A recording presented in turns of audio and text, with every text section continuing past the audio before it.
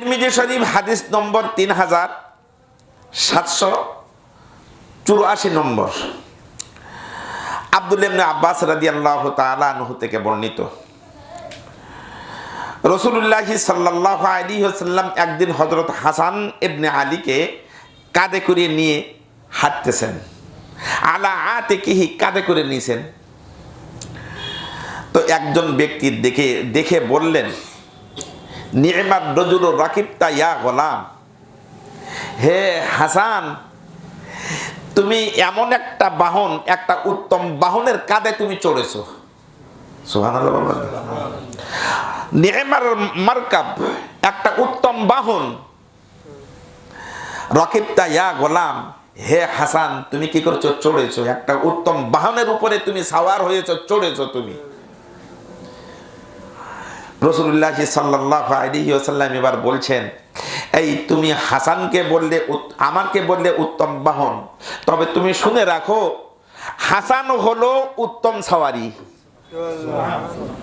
হাসান হলো, রাসূল বললেন, নি'মার রাকিবু হুয়া, ওই যে হাসান আমার কাঁধে চড়ে আছেন, ওই হাসান কিন্তু উত্তম সওয়ারি। তুমি আমাকে ভালো বাহন বললা, উত্তম বাহন বললা, কিন্তু আমার কাঁধে যে আছে সেও কিন্তু আরেক উত্তম সন্তান। সুবহানাল্লাহ। কেমন উত্তম হযরত হাসান আর হোসাইন, কেমন উত্তম! তিরমিজি শরীফ হাদিস নম্বর 3781।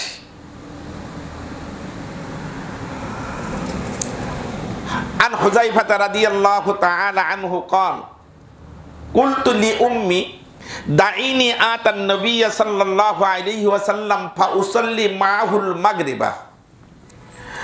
হযরত হুযায়ফা রাদিয়াল্লাহু তাআলা আনহু থেকে বর্ণিত। হুযায়ফা রাদিয়াল্লাহু তাআলা আনহু রাসূল করিম সাল্লাল্লাহু আলাইহি ওয়াসাল্লামের একজন বিশিষ্ট সাহাবা ছিলেন। বিশিষ্ট সাহাবা। আল্লাহ রাসূল সাল্লাল্লাহু আলাইহি ওয়াসাল্লাম তাকে খুব মহব্বত করতেন। নিজের গোপন কথাগুলো তাকে বলতেন,